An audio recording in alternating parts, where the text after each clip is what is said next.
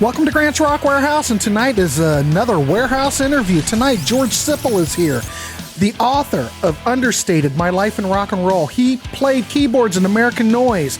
He was also in the original Eric Carmen band. We are going to talk to George. We want to hear from you in the chat. Let's do it. This is absolutely wonderful. Grant is trying to change the world one track at a time. Grant's Rock Warehouse is keeping it real in the field. Welcome to Grant's Rock Warehouse, and we have another episode. We have all I want to say is we have a gentleman here today whose pedigree is absolutely stunning. George Sipl. He's a prominent Cleveland area keyboardist. Okay, I don't know if I have enough fingers. It's okay. Keyboardist, musician, audio engineer, composer, jingle writer. His career has expanded decades in the local national music scene. Born and raised in Cleveland. How I grew to know George in the past 3 days is that everybody who's been watching the show, Dan, one of our subscribers, viewers, recommended, hey, Grant, you should check this out. Evidently, Dan's from the Cleveland area. He's been sending me stuff to listen to. And he says, you've gotta, if you've not heard this, you have to hear it. Now, I'm in Central Ohio. I'm in Columbus, Ohio. And we know DC was from Portsmouth. No, not Portsmouth. Youngstown. Jesus. Brain. Everybody knows he's from Youngstown. Anyway, I don't remember, I'm going to jump around, but George, did American Noise ever play down in Central Ohio, or were they always playing were you guys always up in Cleveland? No. Oh, gosh. See, I don't remember you. First question. Well, I'm going to start out. We're going to start out with your background and how you got influenced from music. But I just wanted to ask. I popped into my head. So. I don't think so either. Unfortunately, American Noise was the band that should have been. You know. Oh my God! Yes. Oh my God! And the only reason that band was put together was to make an album and become rock stars. I mean, that simple, you know. Mm-hmm. And we got quite a ways, quite far along the way. The musicianship in that band was just stunning. If you ever get a chance to check YouTube of like some of the live stuff, because there's live recordings from the Agora, Cleveland Agora, and it was nuts. I mean, it was just you know how Bruce Springsteen would get on stage and he would just, command, bigger than life, you know, bigger than life. 3 hours of just going for it. Just American Noise, 110%. Yeah. At that time, you know, everybody did copy material, and that's you went to a club and you heard copy material. We didn't do copy material. We did our shtick. It was like a concert. We even had warm-up acts and everything. We always portrayed ourselves as professional star musicians. And then we went to LA and got the recording contract, and we made videos, and God only knows why we made videos, because we had no idea, because there was no MTV at that time. Yeah. So not until 81, and we're talking 1980. Yeah, and we had no idea why we're making this video, but you know, our managers, this is what you have to do. And we, okay, we'll do that. You guys were visionaries. And then the record company, brand new, Planet Records, a subsidiary of Warner Electra, they had one other group. It was the Pointer Sisters, and a lot of money was put into them, and nothing was put into us. There was no advertising. There was no tour support. There was, we had one black and white page in Billboard once. It was awful. And it was sad. It was genuinely sad, because the music was good. It still holds up. Oh, yes. I mean, as far as music goes, you know, it's good rock and roll. Like I said, the musicianship was wonderful. Unfortunately, since that time, we've lost 2 of the members, which is a shame. So we could never have a reunion, and it would be so cool at this point to do a reunion, because some of the guys are still around, and let's do it. That's what's George. That's what a lot of bands that have made an incredible mark in a local area do. Like at this time of the year, I know the Raisins from Cincinnati, who became the Psychodots. Every Christmas season, they get the band together and do some shows, and that would be so wonderful for you guys if you were able to do that at this point, because the crowds would be there. The crowds would be there. You have that one group. Oh my God, I can't think of their name. It begins with a V. Female singer. What part in Ohio? In Youngstown. From Youngstown. Oh, I'm not there currently, so if it's more of a current band, then I would. Oh man, and I mean, they were on the road with people. They're like about to step into it. Oh gosh, how we can remember that, because they are outstanding. It might come to you. George, we talk about this quite often because we've had Frank Sekich from Blue Ash on the show. And when Youngstown and Northeast Ohio comes up quite a little bit, we have a lot of viewers from that area. To me, at the time, I didn't realize it. But in retrospect, I am astounded at the high level of talent in the Northeast Ohio area. You go from Cleveland to Akron to Youngstown, that whole Northeast Ohio wedge, not just good musicians, stellar talent, stellar groups, great songcraft, musicianship, all the things that you hinted at. And I will say this about, the debut album, a lot of new bands, the albums are front loaded. This album from beginning to end is solid. All great. It's all great. So hats off, sir. Thank you. Thank you. Good work. Well, I'm just go ahead. No, I was just wondering, but who has the right? We should people. Whenever I've played tracks. I did like a short half-hour show like this past week where I played tracks from it. We really should try to get this reissued somewhere, because I think a lot more people should hear this. It is a gem, and of course, I've read about it since, and it's considered a classic, a classic that no one knows about. But who? I don't know if I should go to Rock Candy. I'm not sure who owns the rights to the thing. Craig's wife, Craig Balzer's wife. And we can get together, and I can give you that information. Lovely lady. But Craig wrote most of the stuff, so and he's passed away. But his wife would have the rights to that. So, well, George, the same. She's a lovely lady. Not that I have any pull anywhere, but man, I would love to see a re-release. The same guy from the Cleveland area that's been putting the bug in our ear about getting American Noise some love. You got to cover this band. You've got to play some of this music.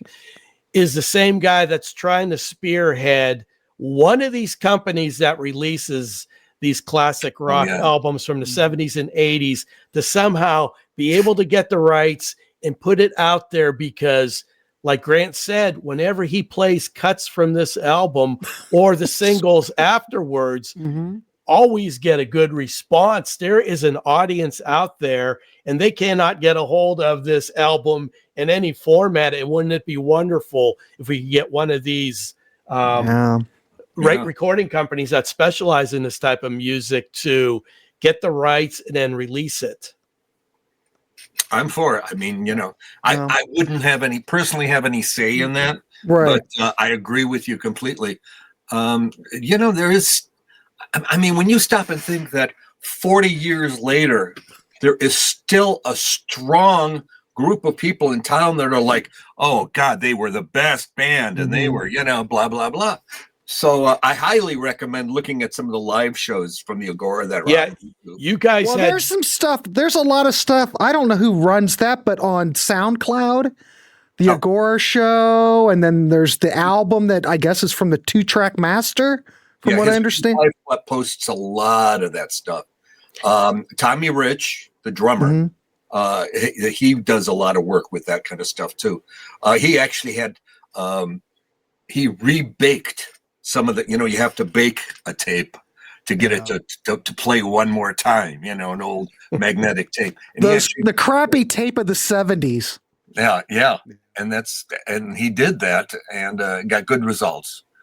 So there's, it's just a matter of talking to some people, I guess. Yeah, I know. If I can get some interest. I kind of know the people at Rock Candy because we've bought enough from them, and I try to get those people on for an interview, but they don't do that stuff. But I would think that that'd be the perfect, they did Trigger. Trigger was a phenomenal band that was from the Hudson Valley back in the late 70s. See, there were a lot of bands in that period. They're all kind of similar.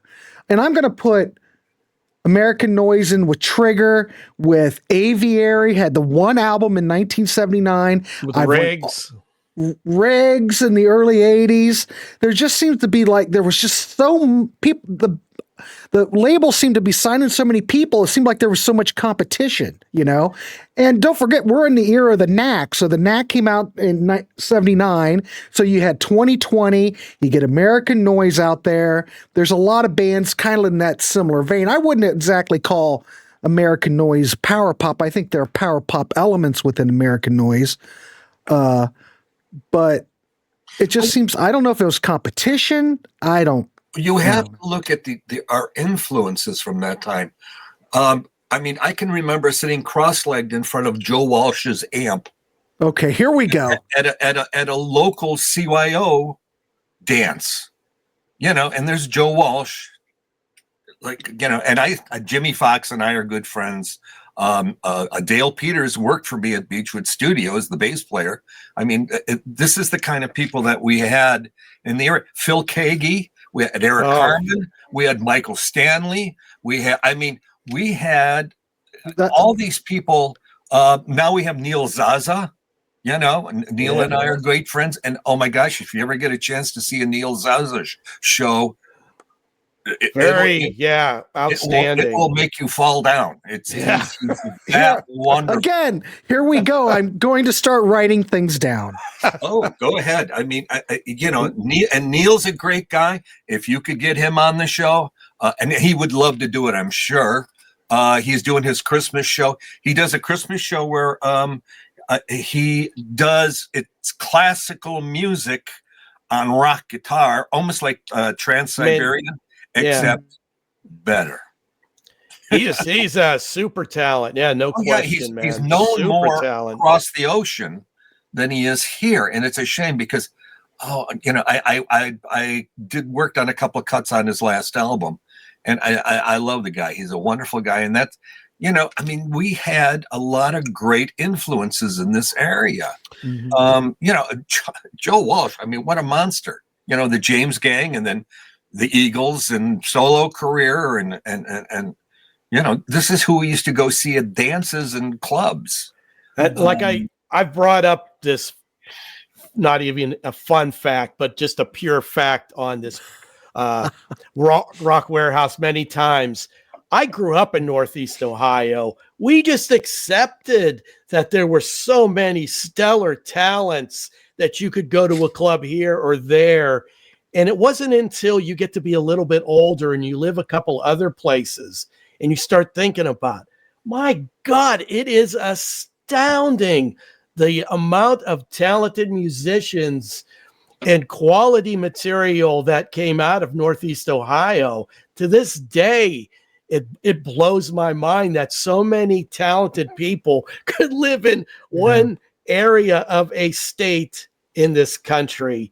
I will say that I believe that Northeast Ohio, when they take a band, their boys to heart, you could come back decades later and that audience will still be there. Witness the reunions we see when Michael Stanley would play, or who's left of the band have these shows.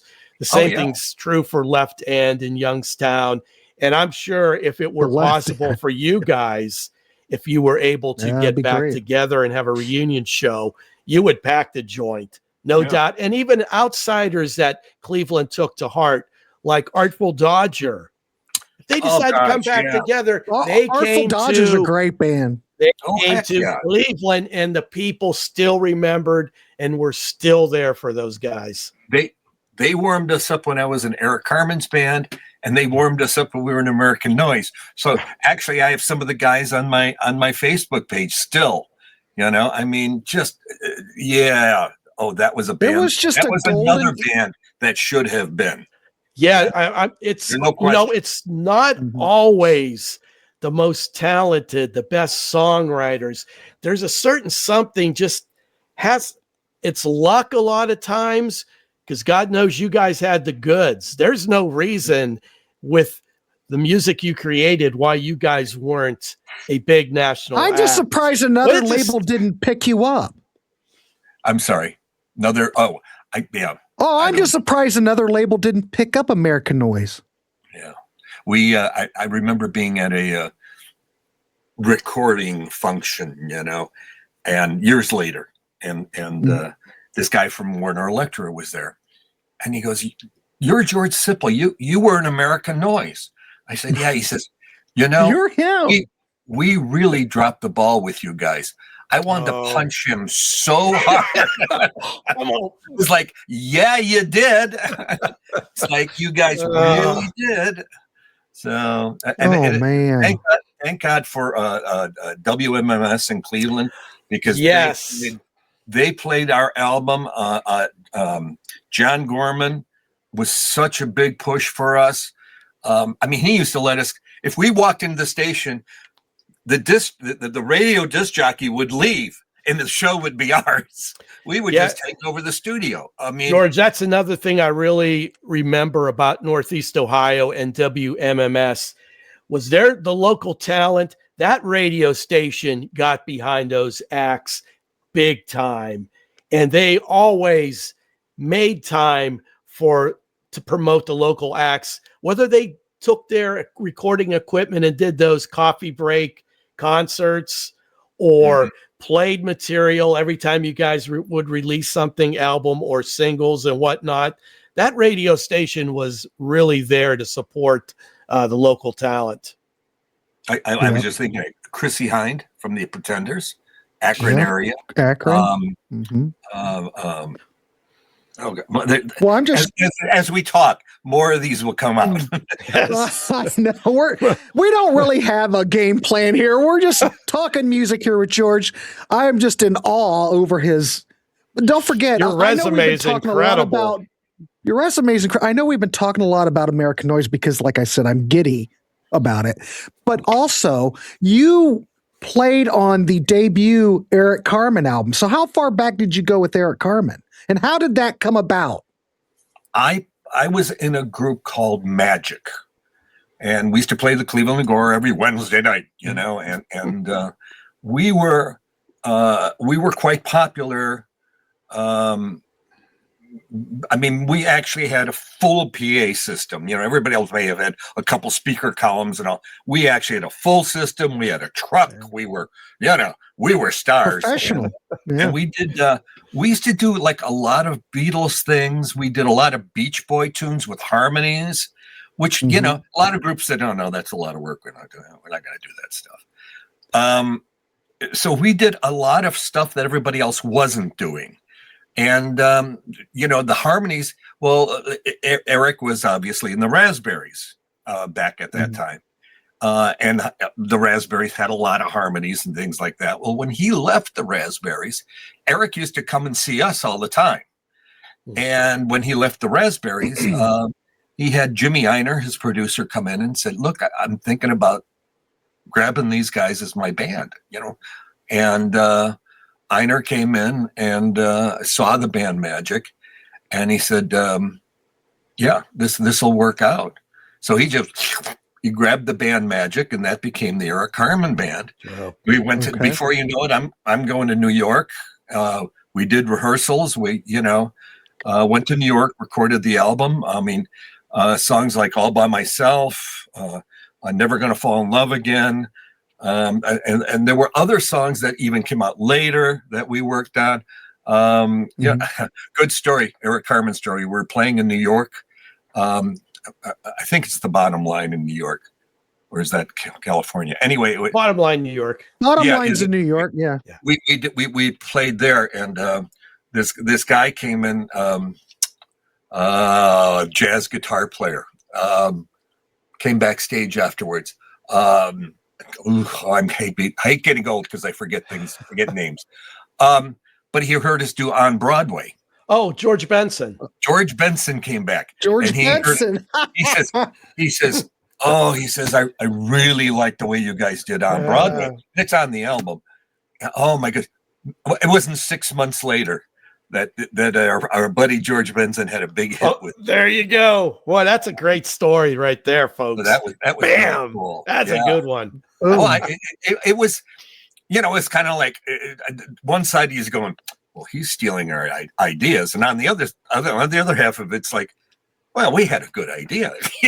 You had the influence, and he was very impressed by your approach to that tune. So that all went into creating what he created, and everybody knows that remake. Yeah. So I would feel good about that myself. Oh yeah, great song too. Yeah. Oh yeah. So I was with Eric for 3 years.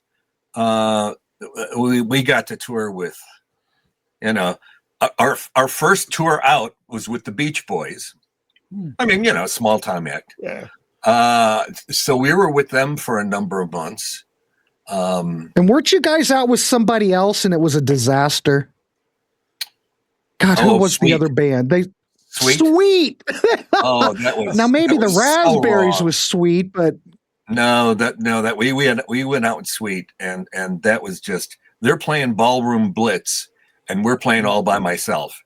Yeah. And, it just, we'd be in the middle of the piano solo of All by Myself, and then the front row's going, hey, rock and roll, and they're screaming at you, and it just.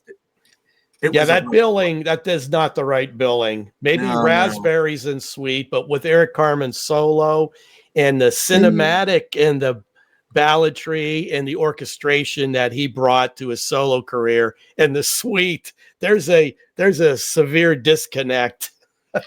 Go ahead. I'm sorry.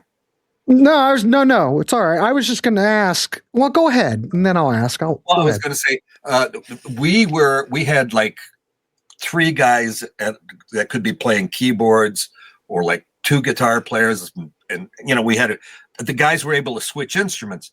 And when we did All by Myself, we had 2 synthesizers. Now back then, we called them the Killer Bees, because the synthesizers back then were kind of buzzy sounding, not like the analog synths. Yeah. But but we actually learned the orchestration from the album. We actually had the sheet music and learned. My part was the cellos and violas, and then the other guy was violins. And so, okay.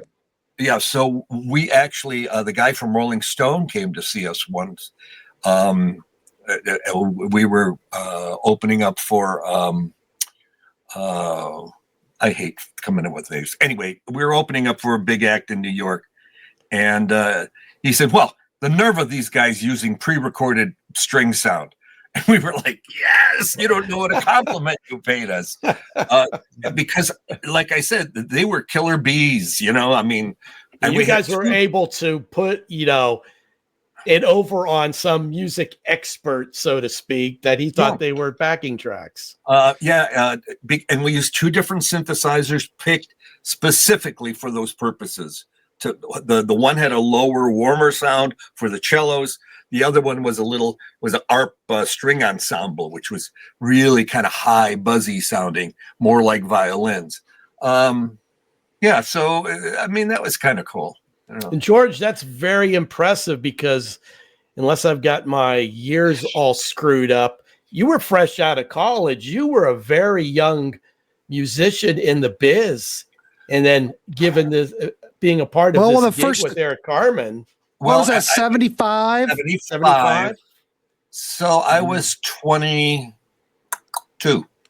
Very impressive. Just a baby. Well, I started playing the clubs when I was 15. in Cleveland. So I remember my father driving me to play gigs. I'd load my Farfisa organ in the back of the Dodge Love a Dart. Farfisa. Oh heck yeah! Love that. Back then, that's what you had. Love the sound of the. I love the sound of the Farfisa. Oh yeah. Well, even to this day, I don't go on stage without a Farfisa patch. Because Nice.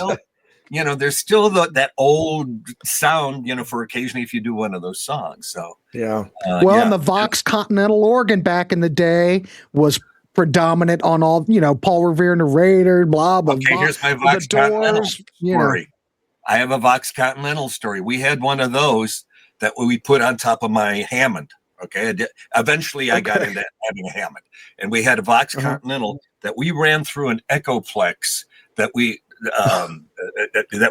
kind of set up the drawbars, and the big star out of Detroit. What was his name? Rock and roll. Mitch Ryder. Mitch Ryder. Rock and roll. Yeah, we were Bob Seger. Detroit. Bob Seger. We were warming up Bob Seger in Columbus. Yeah. I think it was at the Agora in The Columbus Vets back then. could be. And so we were warming them up, and we were doing our sound check. And Robin, their keyboard player, and Bob were off stage, and they were laughing at me because I had this Vox Continental on my Hammond, and they were like, yeah. And what the hell even is when I he walked doing? off stage, they were kind of screwing around. They thought it was kind of funny. But when we did our set, suddenly I'm getting a string sound out of this Vox Continental that sounded very legit.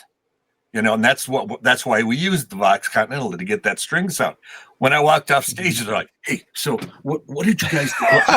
How did you reproduce that? Because at that time, there really weren't good string synthesizers. You had to be like Dr. Frankenstein, didn't you? Cobbling stuff together to get what you really wanted. Yeah.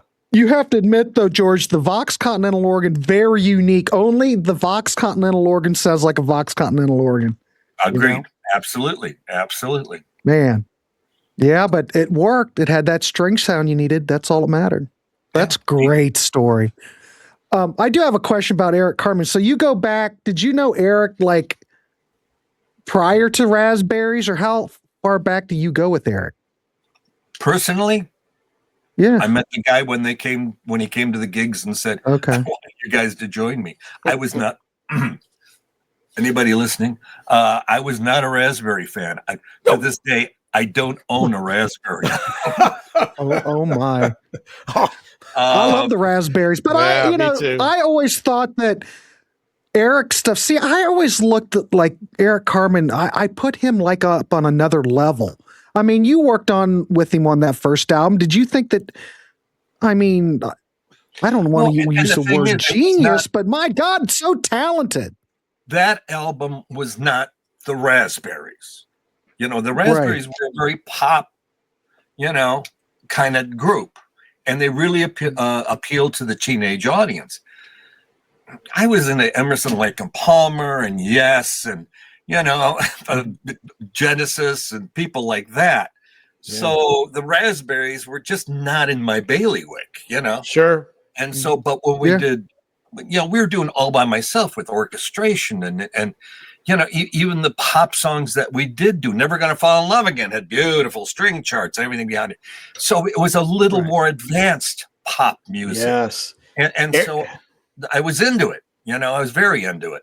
Yeah, Eric's solo is a totally different animal. You can't say that when he went solo, he was kind of riding the coattails of what he did in the Raspberries, because, man, he just went off in a different trajectory for sure. I mean, we had to play Go All the Way. And, we had to do that. But, and that was just kind of, you had to, that was just part of it, But just great songwriting, Those Eric Carmen Raspberry, God, such good song. I'm sorry. Even all his solo stuff.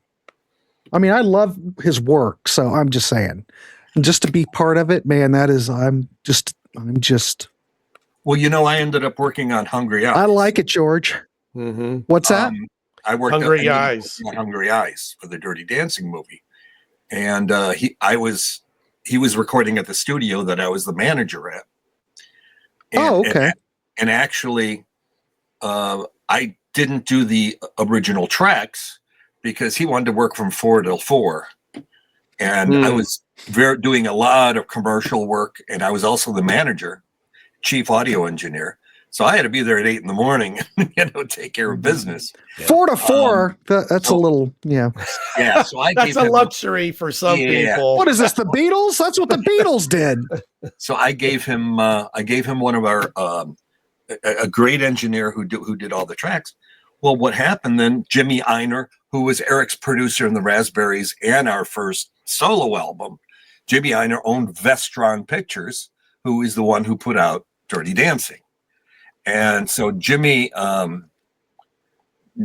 called up one day at the house, literally at my house. My wife answered the phone saying, yeah, okay, honey, Jimmy Einer's on the phone. It's like, oh, I'll take it, So I grabbed it, and Jimmy says, okay, we have an issue. And I said, oh, we do. And I'm thinking, oh, they're not going to pay the studio, or I don't know what the hell is going on. He says, RCA doesn't like the way it sounds, Hungry Eyes. I said, well, what do you mean? Is it the audio, the engineering isn't good, or what? He says, no, we don't like the arrangement. It's just not. See, so this is what I want you to do. Oh, no. Oh, God. Okay. He wanted me to go into the studio, lock the door, not tell anyone, and fix it. So I ended up playing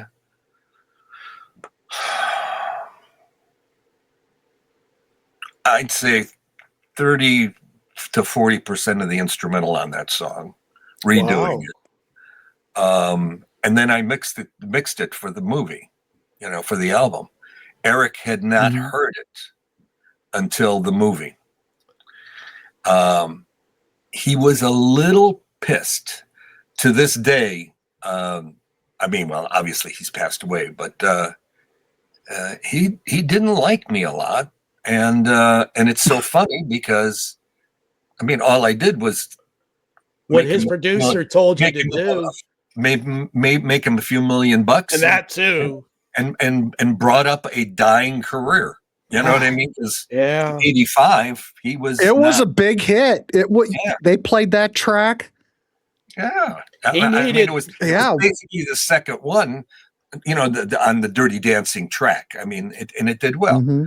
So, and I never made a penny on it. Yeah, he needed that at that point because that buoyed him. Yeah, to bring his once again, because he was kind of floating there, Yeah. But he really never spoke to me after that. He really. What a shame. If he's got a beef with anybody, it should be with Jimmy because I don't think Jimmy let him know. I don't think. I think he think I was lying, or that he didn't believe me, or whatever. So, whatever the story is, it's like okay, because he made money. Who approved the track? So did Einer? Did he approve it? You must have played it for him, and he must have approved it. He literally flew in. Oh, it was amazing. He came in, and I literally we had two 24 trackers, so I put the track on here.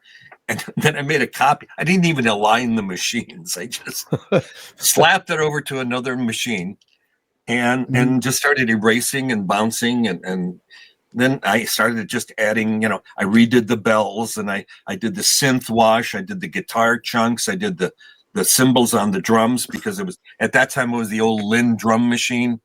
And it sounded Lynn drum. It sounded to this. So I redid the cymbals and the hi-hat manually, so that there was a little bit of human fluctuation there. Yep. The guitar was really funny because I took a synthesizer, and because I play guitar, but not real well. I took the synthesizer, plugged it into an old Fender amp, and kicked it up, and that dunk, dunk, dunk, dunk, dunk. That's actually a synthesizer. Yeah. Oh, yeah. Would And then the never bell. known. Yeah, and then I had a Prophet 5 that I did the wash in the back. There's kind of this swelling thing that goes on in the back of the song. So, yeah. And then, then Jimmy came to the studio and I played for him and he was like, yeah, okay, good. Let's mix it. I said, but mix it. Let's go. And we mixed it and Bob's your uncle. And that's what it was, you know? So. You're only going to get. Bob's your uncle is an English phrase that means kind of in toto. You know, that's the whole story. That's I love these inside baseball little vignettes into these songs because otherwise you would never know this stuff. You only get it here in the Warehaus, folks. Well, if Dan hadn't turned me on to American Noise, we wouldn't be here. No. But George, music obviously has been a lifelong passion for you, and anybody in the creative arts who's able to sustain a career, and you've had to do many different things, but here we are, lo and behold, all these many decades, you've been able to keep your hands and make a living with your life's passion. I still do. I mean, I still do it. I'm in my studio now. I still work. I still do. I don't do music as much as I do corporate programs for large corporations, whether it be narration stuff or assembling music for videos or writing music for videos. But George, you've also had your hand on quite a few commercial endeavors that people would recognize that you've written jingles and in the Cleveland area, especially. Yeah. Nationally, for the best car insurance rates in town, called General now. Yeah, you're the General. Well, that's great. It's funny, the General's voice is a guy in Cleveland, and he still does it. But in Cleveland, the IX Amusement Park, IX Indoor Amusement Park, that jingle ran for 25 years. Yeah, so that's pretty cool. We didn't get to hear that down here. No, you didn't. But it was really people called it the rite of spring because when in springtime is when they would the indoor amusement park would happen and that jingle would come out. People called it like the rite of spring. Oh, we know spring is coming. Here we go. In Cleveland, anybody who's been in Cleveland over the last 25 years, you mentioned that and they go, oh no, not that. Well, we have a lot of. Here's the IX story. Here's a good IX story. Okay, I'm at a bowling alley. It's not one of my normal haunts, but I was there with a friend. And sometimes you hit the bowling alley. Sure, it was fun. So I went to the bar to get some drinks, and the TV is up on the bar, and I'm waiting for the drinks, and the IX commercial comes on TV. And the guy he looks at the TV and goes, I'd love to get my hands on the fucker that wrote that. And of course, me being the idiot that I am went, that's me. And he looked over, he goes, you're kidding. I said, no. I said, I'm the one who wrote that. I'm serious. He said, the reason. He says it's just so good. You hear it, and it's like it's an earworm. Yeah. It's an earworm. Yeah. Well, that's what they want. That's a testament to the effectiveness of what you wrote for that corporation. We need to talk about this guy too. Let's do that. Oh yeah, we need to talk about that because I need to. Well, for one, I need to order one from you too. But you put out a. Go ahead. You talk about it. I have a piece. Go ahead. I have a piece that kind of will probably shock the pants off you, but this is in the fifth chapter in the beginning of the book, and I'll read some of this to you because it's kind of interesting. I had, as you know, as a musician, you have various jobs. At one point, I was running a hydraulic trim cutter, and I had just placed a mold into the hydraulic trim cutter. I had my left hand hovering over the start button. My right hand was adjusting the mold so that it lined up perfectly. Just then my boss said something to me. I slightly turned my head to focus on what she had said. And that second I pushed the start button with my hand still on the machine. Oh God. The owner had disconnected the safety so that the machine would not stop as often and run more efficiently. But this also meant that it didn't stop. It didn't feel any resistance like a hand in the machine. As you can imagine, the series of events that were unfolding that day were the perfect setup for a catastrophic outcome, and that is exactly what happened. I pulled my hand out of the machine, and the 3 middle fingers of my right hand have been severed. Oh my God. I knew you'd love that story. That is a nightmare scenario. Especially a musician. My God. I have them. I mean, they're still there. Nonetheless. They're a little they're a little awkward, but so they reattached them or what? They reattached them. This claw is basically a fist. Okay. That's what I've got on my right hand. But they gave me workman's comp, sent me to college, and I majored in music as a piano major. And so I relearned to play the piano. So this was really early. So how old were you when this happened? 1971. This is before all this, 1971. So the whole time, most of my entire career, I've had these stiff fingers. But you've been able to play. That's amazing. Yeah. If you're a guitar player, it might be difficult, but I guess you can play piano. I actually had to buy picks that would slip onto the finger to play because I don't have the nerves that would feel the pick, So that became a bit of an issue, which is why I pretty much gave up playing guitar. Bass, I play bass. I have a bass, but I don't always know what I'm, kind of ballparking it sometimes. Well, exactly. I can't play a 5-string bass because I'm so used to feel. I keep playing the wrong damn notes. Yeah, you don't need a 5-string. Nah, that's for people that want to show off. Well, triple hats. They want a off low to B string or something. Yeah, had triple hats off to you, sir. Man, that is. This is my book. It's called Understated. It's available at Amazon and Barnes and Noble. They're all online, and it really. I marked some stuff here. Jim Brickman, who is, Jim Brickman's the matter of fact, he's out during Christmas. Jim Brickman was a jingle writer, and I was his audio engineer. And that's kind of where I learned to write jingles and, produce audio stuff. I engineered for the OJs, and I engineered Levert's demo tapes when he first started. I don't know what else is in here. So George, this pretty much takes. Go ahead, Grant. Well, I was just going to ask you. So, did you already know how to audio engineer when you were in American Noise, or is that something you pursued afterwards, or that's something you had learned prior? I'm just curious. It's in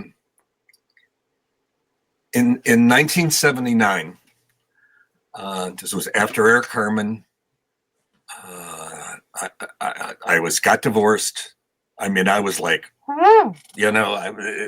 life was not good at that time, and I needed the rock and roll lifestyle took its toll. I needed a job, and so I had a friend of mine who owned a recording studio, and I said, do you need like any keyboard player for doing some session work or anything like that? He goes, no. He says, I need a receptionist, quite frankly. I said, what's it pay? He said, minimum wage. I said, I ain't got the legs for it, but I'll take the gig. And so gig's a gig. I literally, here's the guy who was in Eric Carmen's band sitting there answering phones and filling out bills. You got to humble yourself. Yeah.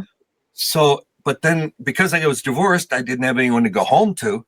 So I hung out at the studio watching and learning and apprenticing. Okay. And at that time, I had just finished doing the demos it was on a 4-track machine for American Noise. And then they said, well, we need a little bit of better sounding demo. I said, well, let me engineer it. Because I was at the studio, they let us have studio time. So I did the demos for the American Noise album as an audio engineer and keyboard player, of course, but as an audio engineer. And so 1979, 1980 is when I started my career as an audio engineer. I got a story. Wait. We like stories. All right, this is a good one. Oh, come on, where is it? I think this is it. No, that's beach. No, that was this. There it is. I worked for a place called After Dark Studios. Okay. After Dark Studios was growing and doing quite well. Kirk decided to throw a Christmas party and invite all our clients and friends. He put no restrictions on who could come as long as they helped with the alcohol supply. At that time, I was friends with a guy named Tim. He reminded me of a New Jersey thug, and even spoke with "How's yous guys doing?" accent. Oh, I'm familiar with those cats. Tim was an okay guy, and we got along. When Tim heard there was a Christmas party, he asked me, "Hey man, could I come along?" I wasn't quite sure how to answer him. The mix of Tim and some of my clients might be awkward. But it was my place of work, and I wanted to avoid any kind of confrontation. I told him, I guess it's okay, but you need to understand there'll be a lot of my clients at the party, and maybe some people you might not be accustomed to hanging out with.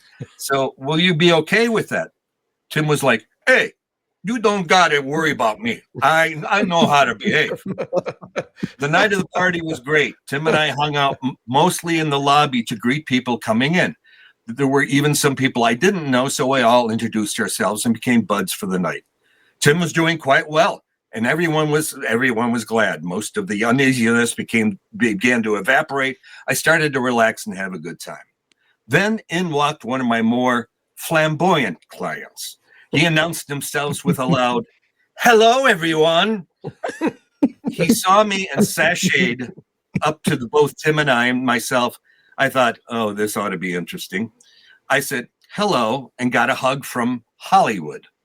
I turned to Tim and said, Tim, this is my friend Hollywood. Hollywood, this is Tim. Tim cordially shook Hollywood's hand and said, how you doing? Then with a big smile, hey, what's your real name? My name's Hollywood, came back the reply. Little agitated, Tim repeated, no, I mean, like, what's your real name? Hollywood stood on his ground and said, it's Hollywood. To which Tim replied, I mean, what's your fucking mother call you? So anyway, that pretty much ended that party. Oh, you're speaking my language. That's Northeast Ohio. Believe me, coming from Youngstown, I know plenty of cats like that. Exactly. But, oh my God. That was so where are we at on time? I don't want to take up too much of your time, but I do have a question. The studio work started right after American Noise then? 81? During 80. Okay. So when you guys got dropped, you guys continued on, you put out a 45, that was an 82. And I think on the website, did you guys go in the studio and like record demos in 81 and stuff? After the album, I did not stay in the band very long. Okay.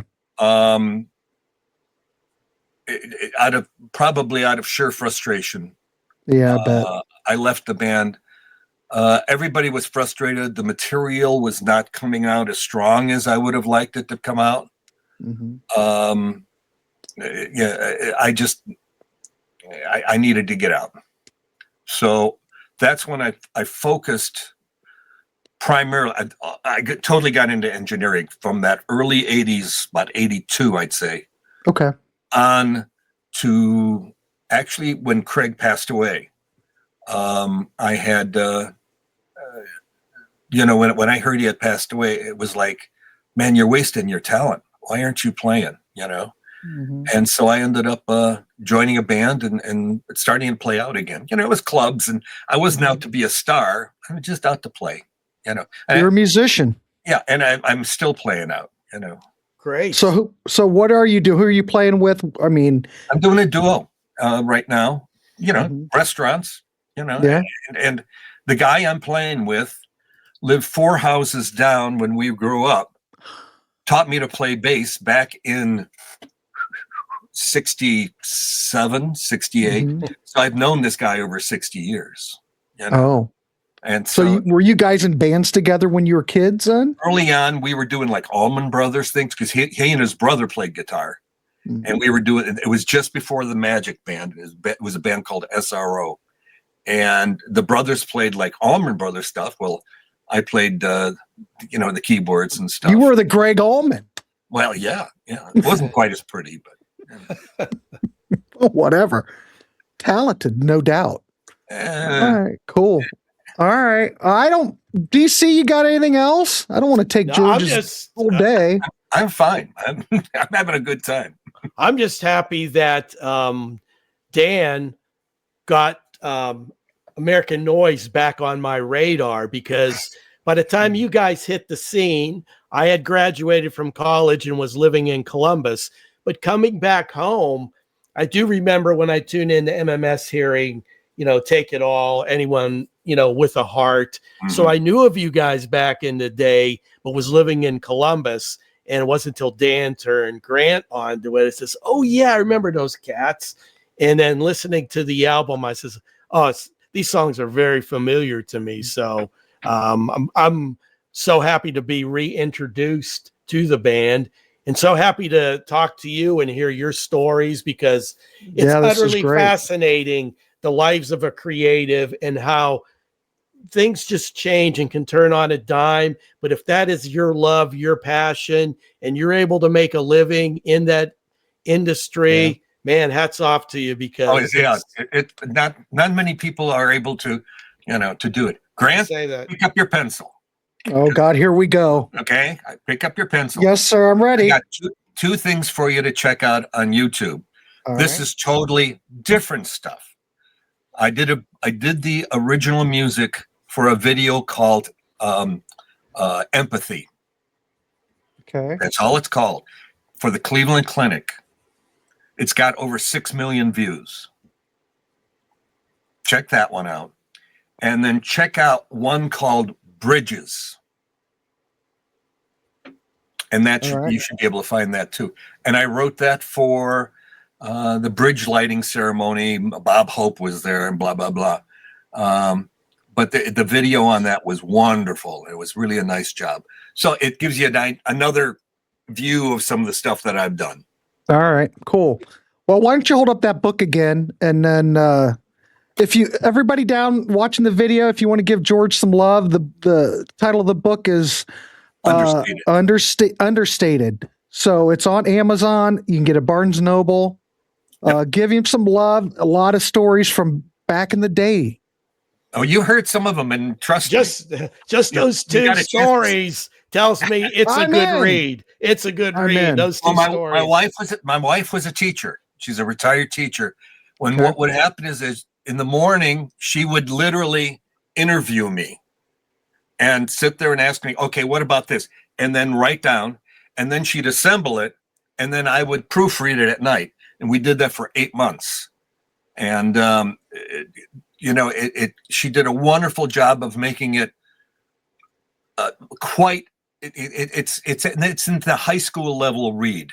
So it's very easy reading, and that's what I like. I'm very simple. Well, you can tell it's very conversational, and your wife was probably able to draw memories out of you over a course of 8 months that by yourself, you might not have even occurred to you. I call her the internet queen. She was able to find, and there's tons of photos in this thing that unbelievable, but she found photos.